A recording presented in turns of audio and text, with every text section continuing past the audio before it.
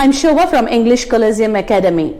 Dear students, I'm here to discuss something very important for students. When you're getting trained from an OET trainer, please ensure that they are qualified people.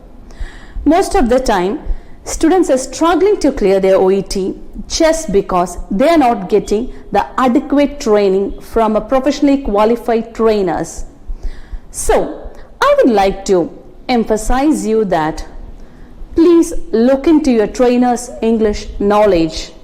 Are they from an English background? Do they hold the required training? If not, change your tutor. This is one of the reasons why students are struggling to clear their OET. I would like to emphasize one more thing. At English Coliseum Academy, it is all certified trainers. We hold the OET knowledge badge also, and we are giving intense training for all the 4 modules. I can assure you that when you are getting trained from a professionally qualified trainers, OET is not an Herculean task. You can definitely crack your OET in your first attempt. I hope you'll be able to understand this. Thank you.